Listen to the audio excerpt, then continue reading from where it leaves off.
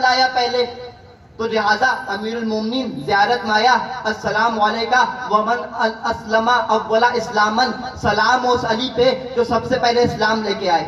مامون الرشید اپنے دربار میں بیٹھا ہوا تھا، اتنے میں تمام مفتیوں مولویوں کو بلوایا اور کہا کہ آؤ مناظرہ کرو۔ اچھا، پروردگار عالم کبھی کبھار باطل کی زبان سے بھی حق کو جاری کروا دیتا ہے۔ مامون رشید بہت علم دوست تھا، بہت علمیت رکھتا تھا۔ ایک جملہ اور سن لے، وقت نہیں ہے۔ اگر کسی چیز کی بنیاد باطل پہ رکھی جائے نا، وہ پھر کتنی بھی اچھے کام کر لے، باطل باطل رہتا ہے۔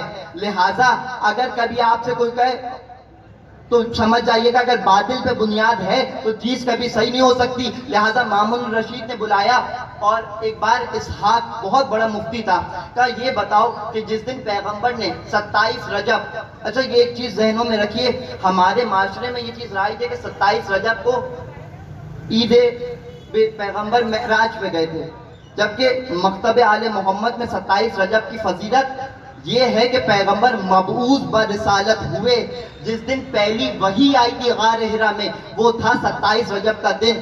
کہا یہ بتاؤ 27 رجب کو جب پیغمبر پہ فرشتہ آیا، اس دن سب سے افضل ترین کام کون سا تھا کرنے والا؟ مامون الرشید اس سے پوچھ رہے، کہا کہ اس دن سب سے افضل کام یہ تھا کہ رسول خدا کی رسالت اور اللہ کی توحید کا اخلاص دل سے اقرار کیا جائے۔ کہ یعنی اس دن سب سے بافضیلت چیز وہ تھی کہ رسول اللہ کا کلمہ اور اللہ کا کلمہ پڑھنا۔ کہاں بالکل ایسا ہی ہے، کیونکہ اللہ نے خود قرآن میں کہا والسابقون السابقون اولئک المقربون، وہ جو سبقت لے جانے والے ہیں وہ بہت مقرب ہیں۔ کہا یہ بتاؤ پھر اسلام علی ابن ابی طالب لے کے آئے؟ کہا ہاں لیکن علی پہ اس وقت تکلیف شرعی تھی نہیں۔ آسان کروں کہ علی اس وقت بالغ نہیں ہوئے تھے، اس لیے علی کے اوپر اسلام لانا ضروری نہیں تھا۔ علی کے اسلام لانے کا کوئی فائدہ اس لیے نہیں ہوا کیونکہ علی بالغ نہیں ہوئے تھے، اور باقی جو بھی لے کے آئے تو وہ کیونکہ اس مرحلے پہ تھے تو لہٰذا ان کا اسلام لانے کا فائدہ ہوا۔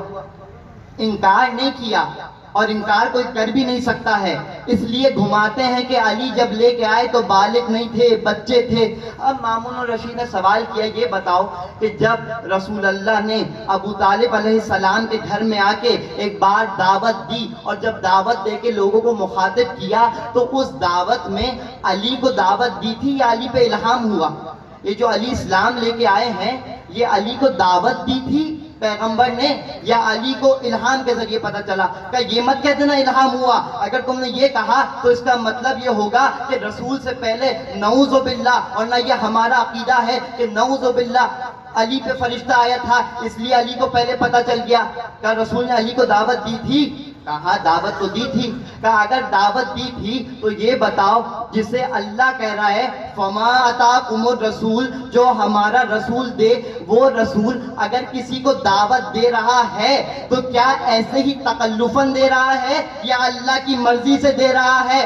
اگر تکلفاً دے رہا ہے تو قرآن نے کہا ہمارا حبیب تکلف نہیں کرتا، تو مانو اللہ کی مرضی سے علی کو پکارا اس لیے تھا، علی کو اس لیے کہ اسلام کو ضرورت ہی مددگار کی، اور علی کے بغیر اسلام کی مدد ہونے نہیں والی تھی۔ بھلے 9 برس میں تھے لیکن 9 برس میں بھی عرب کے بڑے بڑے سورماؤں کا ایسا سر رگڑا علی ابن ابی طالب نے کہ بدر و احد میں جب علی آئے تو لوگ یہ کہنے لگے ارے یہ وہی علی ہے جو بچپنے میں ہمیں ایسے مار کے بھگاتا تھا، ہم پلٹ کے واپس رسول کو نہیں دیکھتے تھے۔